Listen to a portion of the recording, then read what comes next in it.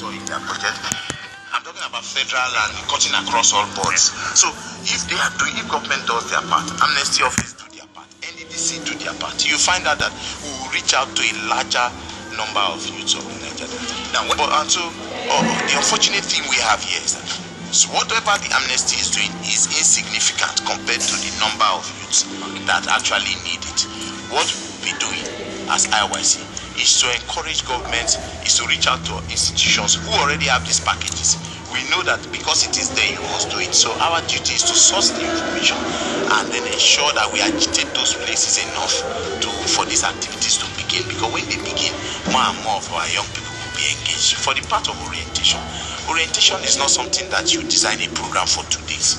For instance, like the Amnesty has the non-violent Ububara went 1 week, 2 weeks. A man who has the habit of fighting, you cannot change that in 2 weeks. It has to be consistent. Probably 4 years, 1 year, 2 years. There has to be spiritual aspect of it. And so, if you judge the Amnesty program as against the habit of our young people, we are not achieving anything there. In any case, it was supposed to be a fire brigade approach towards the crisis in the region. So some of these things we are not expecting 100% out of it. But so far so good. The program itself have done well. What we are saying is that as IYC, we must engage other institutions, government, NEDC, the PTDF, and all those institutions set out for training and building capacity of young people, Ministry of Agric and all that, so that by the time all these are activated that concern youth, we can reach out to a larger chunk of Nigeria Deltas and Ijaw people. Now, as the leader of IYC, there have been this feeling from across the board that the government, with the federal and the state levels, cater more for those who come up with this form of agitation. For instance, we had our brothers and sisters who are in the creek. They had the federal government amnesty and had various packages. And most recently here in Bayelsa State, so we also have repentant cultists and so on and so forth, which also have their various training packages. Now the question is, what happens to the law-abiding average IYC youth who respects the law and the constitution of the land and will not partake in any of these vices? What do we have for this group of persons who I'm sure make majority of the 10 million? Well, you see, that have been the problem we have. You see, the last time I was here, I talked about elders and leaders teaching us the right way so that we do not go astray. And that's the biggest problem we have. Leaders today always want you to push them to the wall. I don't know if it is a military mentality that it came from, but we are determined to change that. And that's why leadership as well must be responsible to the point where at the right time it does what is right, so that you don't start crying over spilled milk. For instance, you want to talk about the Ogba named the Brass Road, for instance, and then during budgeting time you keep quiet. When you are in National Assembly, this one you are keeping quiet, and then all of a sudden when implementation stage begin and there are no contractors going to the use start to agitate, you will never get results because these things needed to be planned for. So leadership on his part need to be responsible to the point where, as at the time of planning, it's also setting his machineries right to ensure that it also puts his position in that place. As I speak to you, we don't want to be crying over spills, but we want to begin the solution to some of these problems. We have written to Shopee to say some of the projects in the Niger Delta, we fought for them. We were the people who supported the subsidy, and today it is so much money is coming out of the savings subsidy, and that money is being injected into projects. We also need it, and so we have written to them.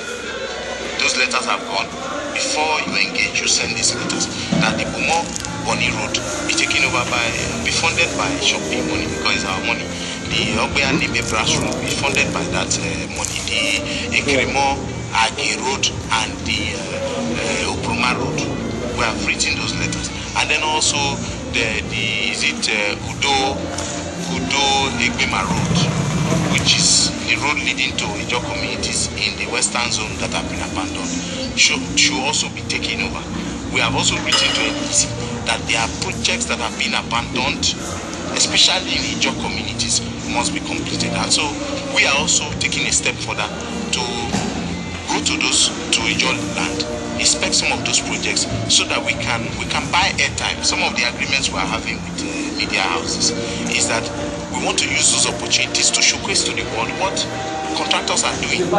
It is very painful and unfortunate that most of the projects that are abandoned in Ijaw land are Ijaw contractors. It is so painful. You go to Oyoyo market, you will see NDDC kiosk where they are selling projects. It is wrong. Go to the north, you see northerners completing projects and making the same profit. But when it gets to our own, we will not do it. So we want to use this medium and our agreements with TV stations to showcase to the world. So that, because at the end of the day, we are shooting ourselves in the foot. You will use the money to buy a 2013 car, and then the road that you compromise, it goes bad. The car will still go bad and cost you. Comrade, let's look at leadership. Now, you've heard so much about leadership. And some time ago, I think that was during the time we had Professor Kipso Koko as chairman of INC, as president of INC, that the American government came up with this bizarre thinking that INC was a terrorist organization. And Professor Okoko swiftly asked for a refutal. Whether the US did a refutal, I don't know. And then that was as a result of some snag in IYC. Because INC as a body weren't involved in some of those militancy and all those things there. So what have you put in place in terms of leadership to ensure that IYC does not, if segment or IYC asset does not take us to that place where a group of persons or a government will see us as the terrorists? Well, first of all, people see you when there's a high level of secrecy and people don't understand what you are doing. So, whatever comes up, people can quickly paint you black because you hand it on. And so, one of the first things that the IYC have done to avert such is to set up a website. The website is accessible around the world, www.iycworldwide.com. That's our website. Everything that we do, our programs are uploaded. This morning, we were inspecting some of the projects in the state, and that inspection is already on the website. So that when people tell lies against you, it is easier for others to first of all do their due diligence on you, and in order to while they are doing that, when you have this machinery set up, people begin to see that you are actually not a terrorist organization. The leaders of terrorist organizations are not on the pages of newspapers.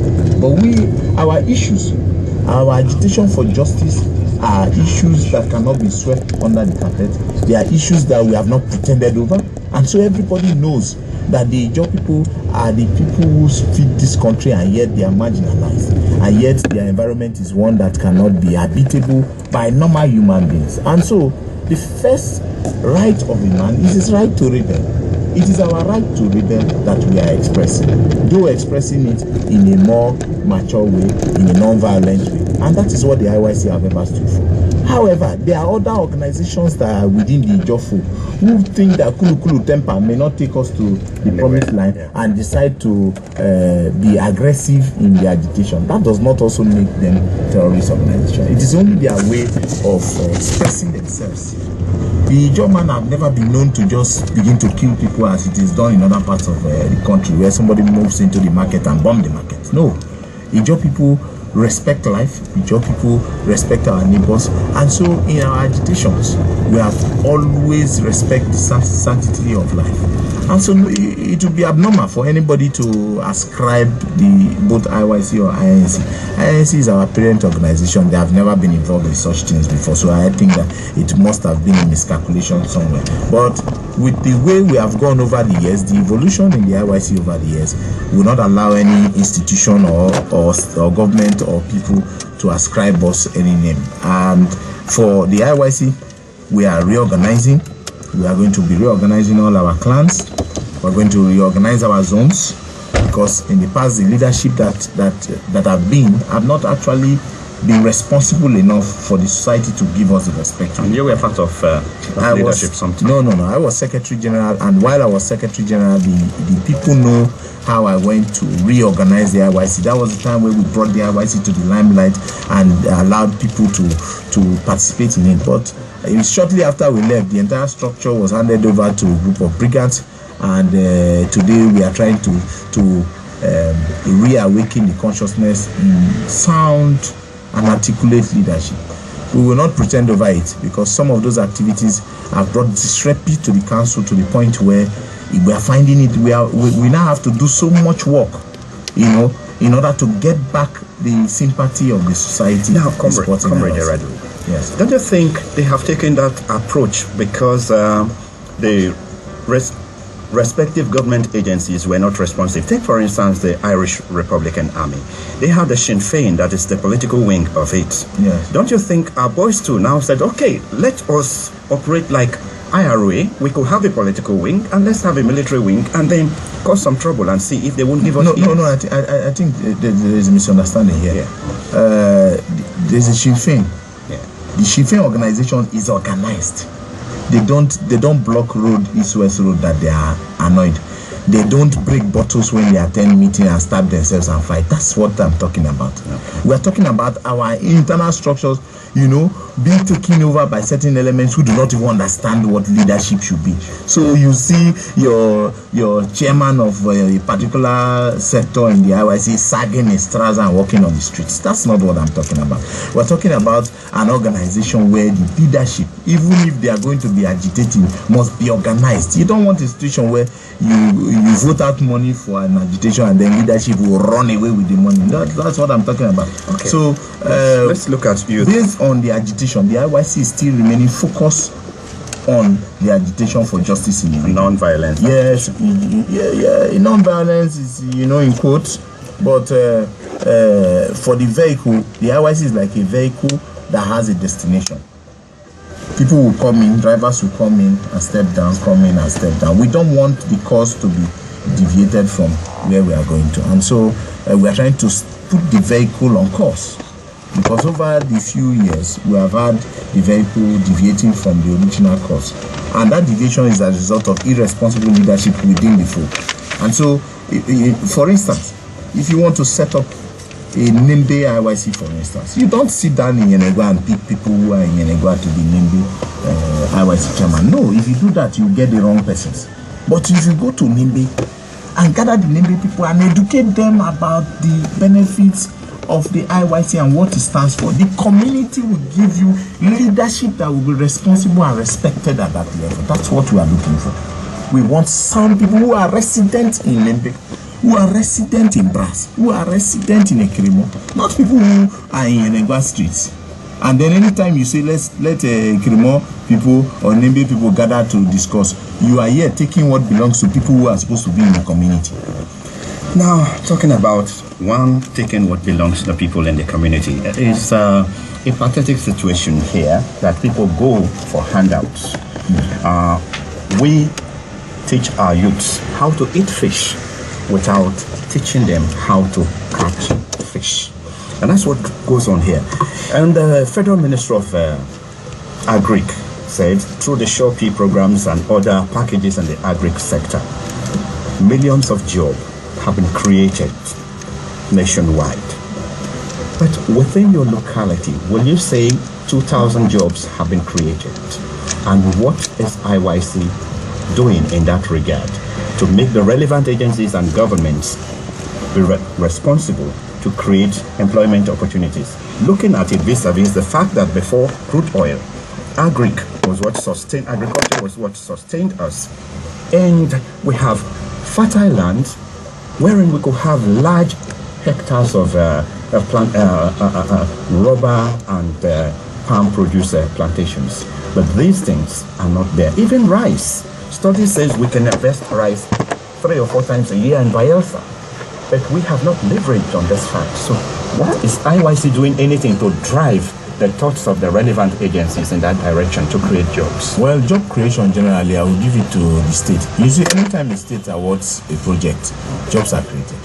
It's just that we don't take statistics. That's why we we don't have these figures. But if we take statistics since the restoration administration started, you find out that in so many sectors of the economy, they have created jobs. The appointments of I always like focusing on youth. Appointments of youth coordinators around the local governments created jobs for a lot of people. Contracts that have been awarded, construction sites that are going on, it is young people that are working. So if we take statistics, you will see that the state government is actually doing its bit in job creation. Now we want to ensure that other institutions that do business in this state also use their opportunities to create jobs for our people and not bring in outsiders. For instance, we know in the oil sector, something is going on in Ikirimo, something is about to start in Banaubi. Shell and all those companies that are contractors for those projects must also ensure that, in any case, IYC will be monitoring them to ensure that the jobs that are created are taken by Bayelsans and not outside. Now, comrade, why I'm specific about the agric? Yeah, for the agric, sure can employ so much. Yes, because these other employment opportunities you've just enumerated have their timeline. No, I've not finished. Finished. Don't forget that the last time I was here, we talked about the agric policy that the IYC is putting in place for government to key into. We are already working with the Ministry of Agriculture, to start that policy rolling. Now the policy will see that every Ijaw youth must serve the state agriculturally. If you do that, the essence is to change the mindset of our people. So because you cannot change mindset by just talking to an individual today, you put him through a process. So if we say 1 year agricultural service here to the state, in 5 years' time, we must have changed the mindset of our people to agro-based economy and also change the fortunes of the state to receiving monies via agriculture. And then no person will go to an agricultural program, learn a lot and go back home and allow his family lands to be lying fallow. So we believe strongly that in order to change the economic phase, we need a radical approach toward job creation. An agro-based economy is one of the richest and most sustainable in terms of job creation. Go to the world today, most of the leading countries are agro-based nations. Israel, America, South Africa, as cold as Sweden and all those places, even Russia. I went to Moscow and found out that they had the best food because comrade, I thought we should go on and on and on, but it does appear time is not on our side.